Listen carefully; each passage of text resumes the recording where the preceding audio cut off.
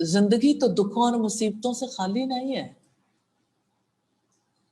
इंसान का कोई काम ऐसा नहीं है जो बिल्कुल सीधा सीधा आसानी के साथ हो जाए।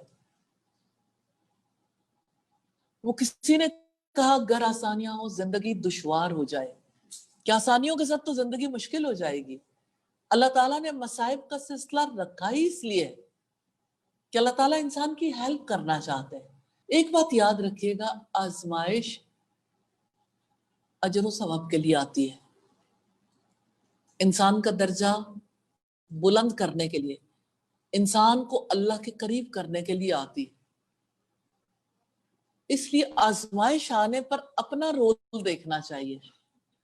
क्या इंसान का रोल महज यही है कि इंसान घबरा जाए? अक्सर लोग ये सवाल करते हैं, आजमाइशें क्यों आती हैं, आखिर हमारे लिए मसाइब क्यों है, आखिर मुसीबतों में हमारा घर ही क्यों ताक लिया। जिंदगी की दो बड़ी हकीकतें हैं, खुशी और गम। वैसे तो सादा सी बात है, एवरीवन नोस। खुशियां तो सबको अच्छी लगती हैं, लेकिन जब कभी कोई गम आए, कोई मुसीबत आए, तो लोग अपने आप को संभाल नहीं पाते, इमोशनली डिस्टर्बेंस का शिकार हो जाते। अचानक किसी की डेथ हो जाए, अचानक पता चले माली नुकसान हो गया, अचानक पता चले कि यानी फैमिली में से कोई ऐसा पर्सन है जिसने गलती तो नहीं की, लेकिन वो किसी मुकदमे की जद में आ गया। मसाइब है ना मुख्तलिफ तरह के। तो हमारे यहाँ लोग कहते हैं, मौत से पहले आदमी गम से नजात पाए क्यों।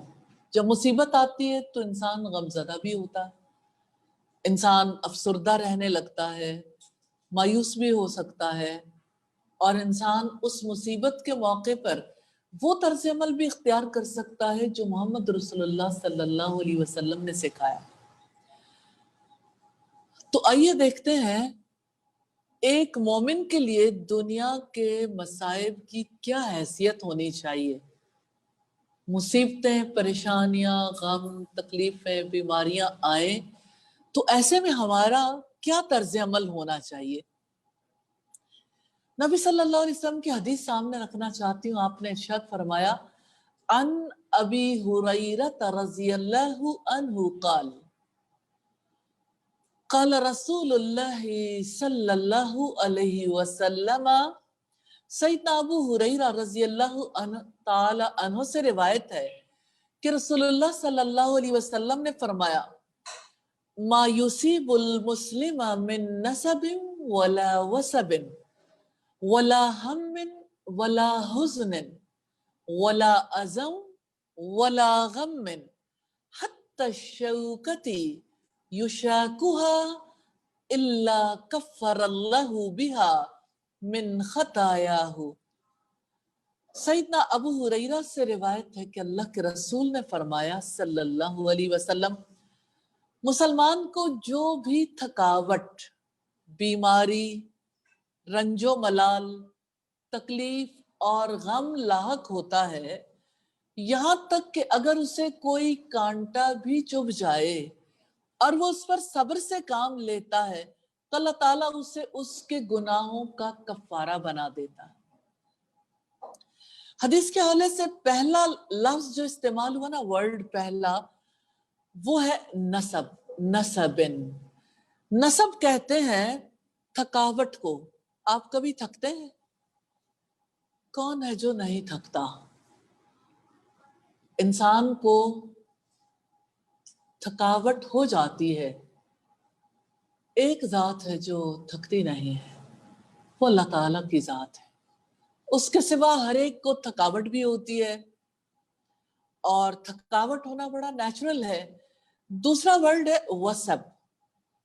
वसब कहते हैं दायमी तकलीफ को, मर्ज को, बीमारी को। अब बीमारियों की बहुत सी नौयतें होती हैं ना, जैसे कुछ बीमारियां ऐसी होती हैं जिन्होंने साथ नहीं छोड़ना होता। जैसे हमारे यहाँ ये कहा जाता है, जैसे किसी को शुगर हो जाए, ब्लड प्रेशर हो जाए, या इसी तरह से बहुत सारी, अब तो हर आने वाले दिन में पता चलता है ये बीमारी दूर नहीं हो सकती, मुस्तकिल इलाज होगा, इस बीमारी ने जाना नहीं है। जैसे कोविड-19 के हवाले से एक बात तो सभी जानते हैं कि बीमारी आई है, अब इसने जाना नहीं है, अब ये रहेगी। हाँ, इंसानों ने अपने बचाव के रास्ते तलाश करने हैं। तो वसब कहते हैं दायमी मास को, हम कहते हैं मुस्तकबिल की बातों की फिक्र करने को। बेटी का रिश्ता नहीं होता, किसी का एडमिशन नहीं होता, किसी को नौकरी नहीं मिलती, किसी का कोई और प्रॉब्लम है। यानी नॉर्मली ऐसा होता है कि इंसान फ्यूचर के बारे में बहुत ज्यादा तकलीफ में मुब्तला होता है। तो ये जो फ्यूचर की तकलीफ है ना, मुस्तकबिल का जो गम है, इसको हम कहते हैं हाँ, दो आंखों वाली और मीन। और हुज़्न कहते हैं माजी में होने वाले किसी हादसे का गम, यानी हुज़्न गम को कहते हैं। अब जानते हैं गम का ताल्लुक माजी से है, जो गुजर चुका, उस पर इंसान गम मनाता है और मुस्तकबिल की फिक्रों में मुब्तला रहता है। तो जब इंसान गम में मुब्तला होता है ना, तो उसको बेचैनी लाहक हो जाती है, कहीं करार नहीं आता। जबकि गम की कैफियत में इंसान यानी अफसुर्दा होता है, गम बढ़ जाता है, तो कुछ करने के काबिल नहीं होता, उसे लगता है कुछ करना मेरे लिए बहुत मुश्किल है। गम की हालत में लोगों के लिए जूता पहनना भी मुश्किल होता है, कंघी करनी मुश्किल होती है। ज्यादा गम लाहक हो जाए तो कपड़े तब्दील नहीं करते, लोग नहाते नहीं हैं, किसी से मिलते नहीं हैं। तो बुझे बुझे लोग आपने भी देखे होंगे, कहीं आप तो बुझे हुए नहीं हैं। तो गमज़दा इंसान बुझा हुआ इंसान होता है, जबकि हम हुज़्न जो है गम को कहते हैं, और हम जो है मुस्तकबिल की फिक्र को कहते हैं। फिक्र, परेशानी, कलक, बेचैनी, यानी जिसकी वजह से इंसान को कहीं करार नहीं आता। अज़ा का मतलब है तकलीफ। तकलीफ किसी भी किस्म की हो सकती है, किसी की बात सुन के भी तकलीफ हो सकती है, चोट लग के भी तकलीफ हो सकती है। तकलीफ जो है वो अचानक जैसे कांटा चुभे तो तकलीफ होती है, तकलीफ को आप अच्छे तरीके से समझते हैं। और इसी तरह से गम की बात है, वला गम मिन, और गम जो इंसान को लाहक होता है, तो गम जो है वो शदीदुल हुज़्न और शदीदुल हम को कहते हैं। यानी जिसको मुस्तकबिल की फिक्र भी लाहक है और शदीद हुज़्न भी लाहक है। यानी इतनी ज्यादा फिक्र है, इतनी ज्यादा परेशानी कि इंसान बेहोश हो सकता है। कभी किसी की डेथ पे आप देखते हैं कि इंसान को जब अपना आप संभालना मुश्किल लगता है, तो लोग जो है अचानक सदमे की बात सुनकर बेहोश भी हो जाते हैं। ये शदीद गम की वजह से। ये दुनिया की तकालीफ है, मुसीबतें हैं, परेशानियां हैं, जिसकी वजह से इंसान का जिस्म भी मुतासिर होता है, उसकी रूह भी मुतासिर होती है, उसकी अक्ल भी मुतासिर होती है। तो इस हदीस में नबी सल्लल्लाहु अलैहि वसल्लम ने हमें बड़ी बात बताई है कि हमें हर किस्म के हालात में याद रखना चाहिए ऐसी बात को जिसकी वजह से दिल सुकून में आ जाए। क्या आप मुझे बताएंगे वो कौन सी बात है जो हमें हमारे रब ने सिखाई है, जिसकी वजह से दिल सुकून में आ जाते हैं? एक दफा आप सल्लल्लाहु अलैहि वसल्लम ने ये इरशाद फरमाया कि अगर यानी सहाबे कराम जैसे आप सल्लल्लाहु अलैहि वसल्लम को बात कहते थे तो ज्यादा डिटेल्स पूछते थे। तो किसी ने पूछा कि क्या चिराग बुझ जाने पर भी इन्ना लिल्लाह पढ़नी चाहिए? तो आपने फरमाया हाँ। क्या उससे मोमिन को तकलीफ नहीं होती? जिस चीज से भी किसी के दिल को, किसी के دماغ پر کسی قسم کا چھوٹا یا بڑا اثر ہو، اسے لگے کہ مجھے تکلیف پہنچی، مصیبت پہنچی، تو اسے اس مصیبت میں انا للہ و انا الیہ راجعون پڑھنا چاہیے۔ دو باتیں ہیں اور زندگی کی بہت بڑی حقیقت۔ پہلی حقیقت یہ انا للہ، ہم اللہ تعالیٰ کے ہیں، اپنے ہیں ہی کب، اور ہم اس کی طرف لوٹ کر جانے والے۔ تو جو اللہ کا ہے، جس نے اللہ تعالیٰ کی طرف لوٹ کر جانا ہے، اس کو یہ بات جب یاد رہتی ہے تو اس کا دل سکون میں آ جاتا ہے، اور اگر اسے یہ بات بھول جاتی ہے تو دل بے سکون ہو جاتا ہے۔ تو زندگی کے صحرا میں مصائب سے گھرا ہوا انسان ایسے ہی حیران و پریشان کھڑا رہ جاتا ہے۔ تو اس حیران و پریشان انسان کے لیے اللہ تعالیٰ کی طرف سے بہت بڑا گفٹ ہے کہ تم اکیلے تھوڑی ہو، تمہارا کنیکشن دیکھو کہاں جڑا ہوا ہے۔ تم تو اللہ تعالیٰ کے ہو، تم نے تو اس کی طرف لوٹ کر جانا ہے۔ تو جب تم اس کے ہو اور اسی کی طرف تم نے لوٹ کر جانا ہے تو غم کاہے کا، پریشانی کس چیز کی؟ اور اب دیکھیں دنیا میں جنہوں نے اپنے معاملات کو اللہ تعالیٰ کے حوالے کیا، اس کے بعد زندگی سے ساری فکریں ختم ہو گئی۔ ریلی یہ دل کے یقین کی بات ہے۔ تو پہلی چیز جو انسان کو ہیلپ کرتی ہے وہ اللہ تعالیٰ کے ساتھ رشتہ جوڑنا۔ تو سب سے پہلا کام یہی ہے کہ غم کے موقع پر، مصیبت کے موقع پر ابلیس یہ کام کرتا ہے کہ انسان کا کنیکشن توڑ دیتا۔ تو کنیکشن جوڑ لیں۔ صبر آتا کیسے ہے؟ انا للہ و انا الیہ راجعون پڑھنے سے، کیونکہ زندگی تو دکھوں اور مصیبتوں سے خالی نہیں ہے۔ انسان کا کوئی کام ایسا نہیں ہے جو بالکل سیدھا سیدھا آسانی کے ساتھ ہو جائے۔ وہ کسی نے کہا گر آسانیاں ہو زندگی دشوار ہو جائے، کیا آسانیوں کے ساتھ تو زندگی مشکل ہو جائے گی۔ اللہ تعالیٰ نے مصائب کا سلسلہ رکھا ہی اس لیے کہ اللہ تعالیٰ انسان کی ہیلپ کرنا چاہتے ہیں۔ اکثر لوگ یہ سوال کرتے ہیں کہ پہلے یہ بتائیے کہ ایسا کیوں ہوتا ہے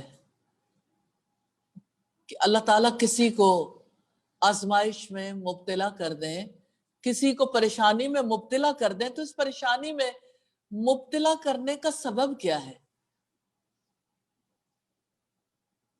دو باتیں ہیں جس کی وجہ سے کسی پر آزمائش آتی ہے، کوئی مصیبت آتی ہے، دونوں میں ہمارے لیے خیر ہے۔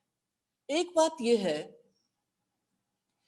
کہ انسان پر اللہ تعالیٰ نے جو فرائض عائد کیے ہیں، جیسے نماز ہے، اس بات کو تو آپ سمجھتے ہیں، جیسے انسانوں کے حقوق ادا کرنے ہیں، اللہ تعالیٰ نے حکم دیا ہے والدین کی خدمت کا، اور اسی طرح سے دیگر رشتے ہیں۔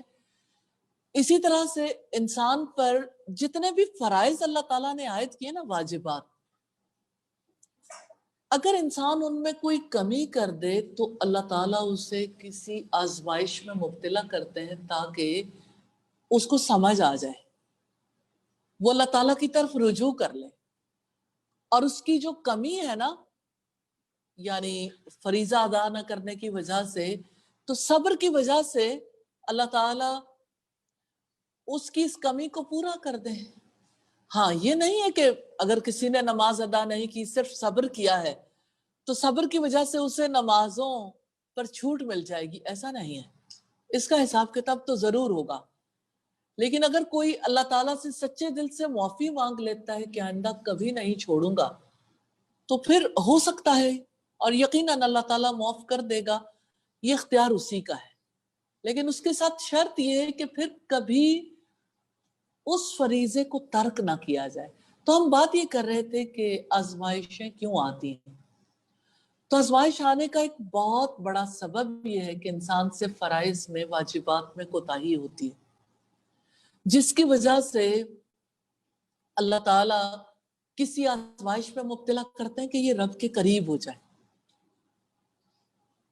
اور دوسری وجہ بھی اس سے ملتی جلتی ہے، وہ یہ کہ ایک انسان کو اللہ تعالیٰ جب اپنا محبوب بنا لیتے ہیں، اپنے قریب کرتے ہیں، تو اسے مصائب میں مبتلا کر دیتے ہیں.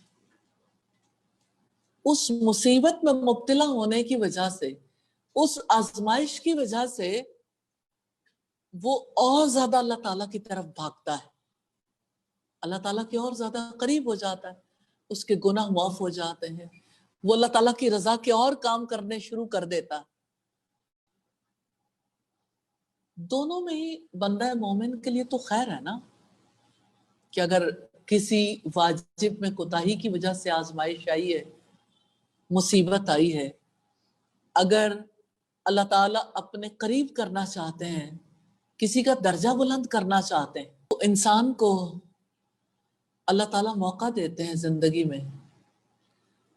اگر اس سے کوئی بے وفائی ہوتی ہے، ظاہر ہے جب کسی پر کوئی کام فرض ہے اور وہ فرض کو ادا نہیں کرتا، بے وفائی تو ہے نا. تو جب کوئی بے وفائی کرتا ہے تو اللہ تعالیٰ اس بے وفائی کے بعد بھی اسے موقع دیتے ہیں، کیونکہ اس کے پاس بہت ساری نیکیاں ہیں، بہت سارے اچھے کام کرتے ہیں، لیکن ایک غلطی ہو گئی. اب جہاں غلطی ہوتی ہے نا، اللہ تعالیٰ اس غلطی سے پاک کرنے کے لیے بار بار آزمائش میں مبتلا کرتے ہیں، تاکہ وہ گناہوں سے پاک ہو جائے اور اس غلطی سے نکل آئے. شعوری طور پر وہ سوچے گا، معافی مانگ لے گا، توبہ کر لے گا، اور اگر وہ نہیں سمجھ پایا، تب بھی مصیبت پر صبر کا اجر مل جائے گا. اور جس کا درجہ اللہ تعالیٰ بلند کرنا چاہتا ہے، جیسا کہ نبی صلی اللہ علیہ وسلم نے فرمایا کہ اللہ تعالیٰ سب سے زیادہ اپنے انبیاء کو آزمائشوں میں مبتلا کرتے رہے، سب سے زیادہ مصائب انبیاء پر آئے، اس کے بعد ان لوگوں پر جو ان کے قریب تھے، پھر ان لوگوں پر جو ان کے قریب تھے. یعنی جتنا زیادہ کوئی نبیوں جیسے کام کرتا ہے، اتنے زیادہ اس کے لیے اللہ تعالیٰ کی طرف سے مصائب کا راستہ بھی کھلتا ہے، لیکن اجر کا راستہ ہے. ایک بات یاد رکھیے گا، آزمائش اجر و ثواب کے لیے آتی ہے، انسان کا درجہ بلند کرنے کے لیے، انسان کو اللہ کے قریب کرنے کے لیے آتی ہے. اس لیے آزمائش آنے پر اپنا رول دیکھنا چاہیے. کیا انسان کا رول محض یہی ہے کہ انسان گھبرا جائے، لا یعنی بولنا شروع کر دے؟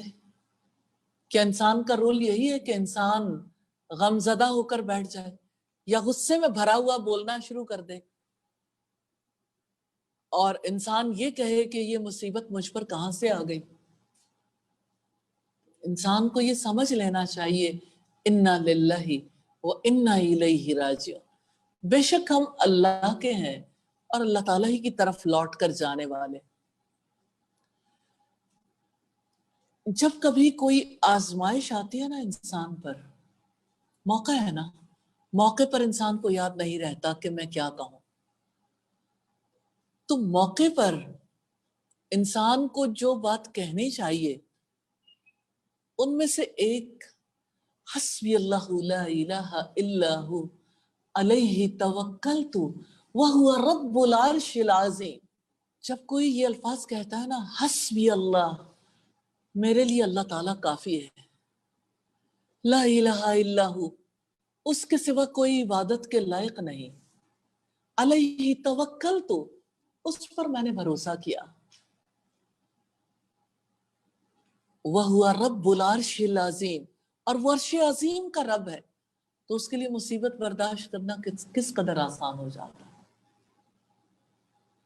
اسی لیے آپ صلی اللہ علیہ وسلم اس دعا کو 7 مرتبہ پڑھا کرتے تھے، صبح میں یا شام میں.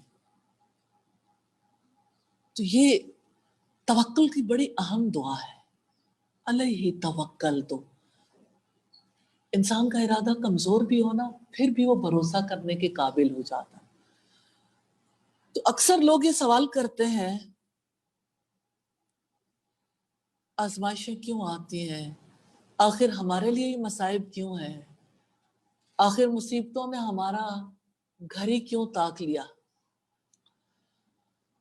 تو نبی صلی اللہ علیہ وسلم نے اتنی بڑی بات ارشاد فرمائی کہ انسان کو جو بھی تھکاوٹ, آپ روز تھکتے ہیں نا, کون ہے جو نہ تھکتا, انسان سو سو کے بھی تھک جاتا ہے, ریسٹ کر کر کے بھی تھکاوٹ ہو جاتی ہے, اور انسان اگر کام کر رہا ہو پھر بھی تھکاوٹ ہو جاتی ہے.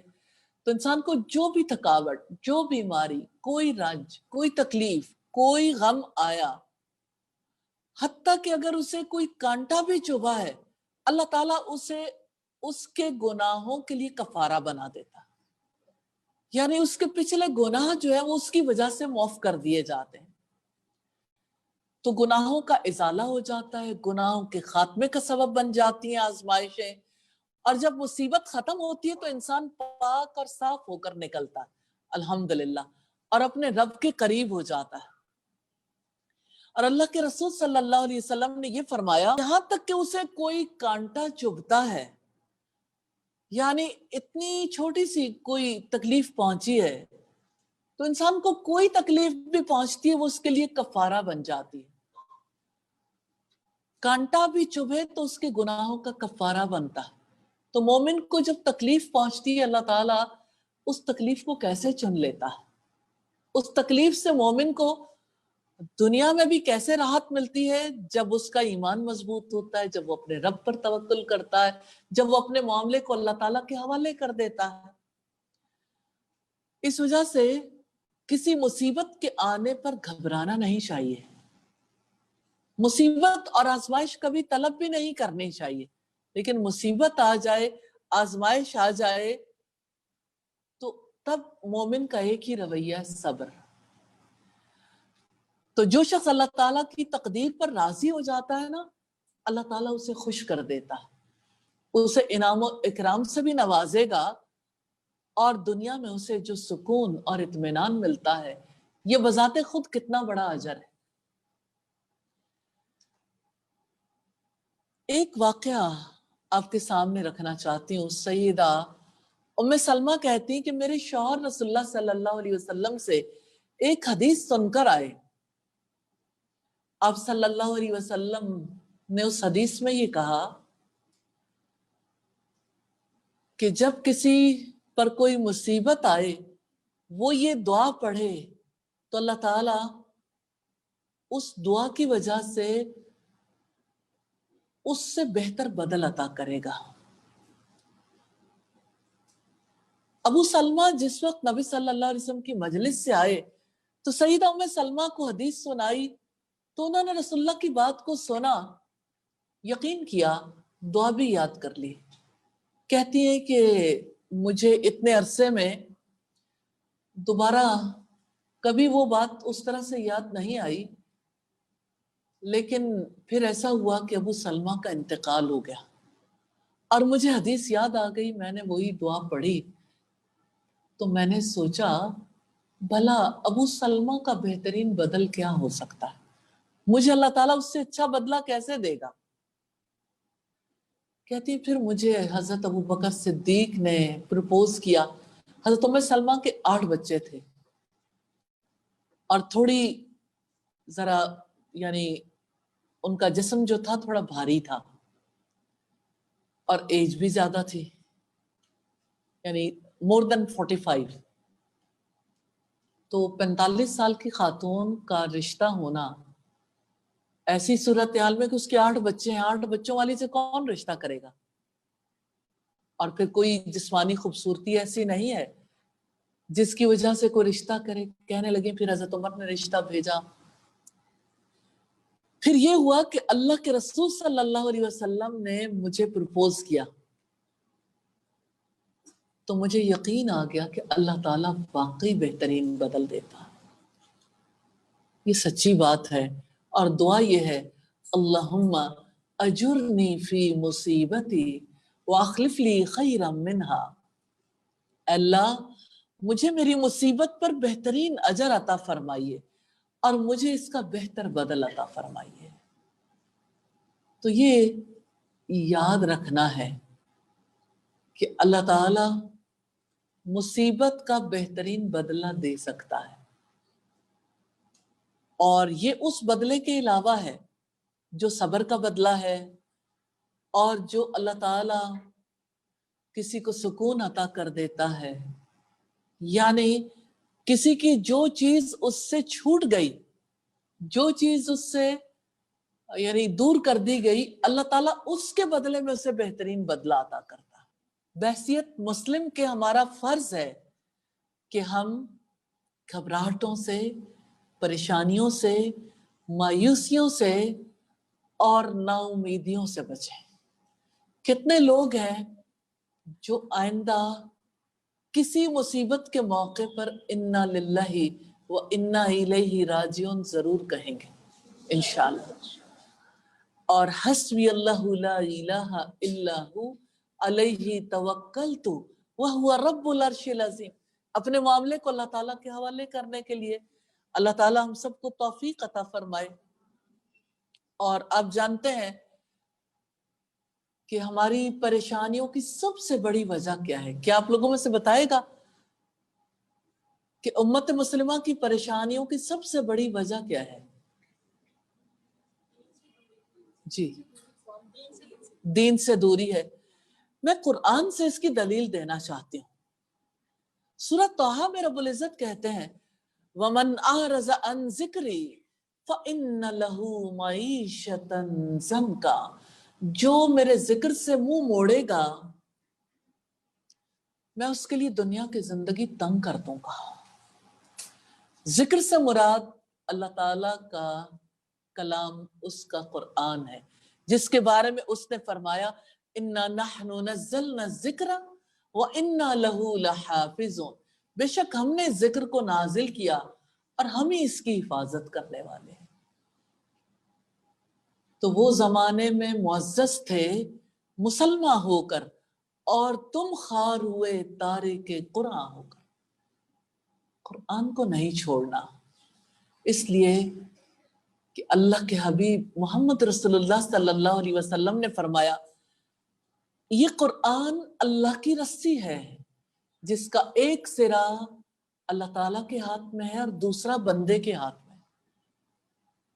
قرآن ہماری زندگی کی کتاب ہے، اس کتاب میں ہماری زندگی اچھے طریقے سے گزارنے کے طریقے بتائے گئے ہیں۔ اپنی زندگی کے لیے، اس کی بہتری کے لیے اس کتاب کو ضرور سیکھ لیں۔ آپ کی زندگی کے پروگرام میں اگر قرآن سیکھنا شامل نہیں ہے تو اپنے مسلمان ہونے کا جائزہ ضرور لے لیں۔ اللہ تعالیٰ ہم سب کو توفیق دے، ہم بہترین انداز میں اس قرآن کو سیکھیں اور اسے دوسروں کو سکھائیں۔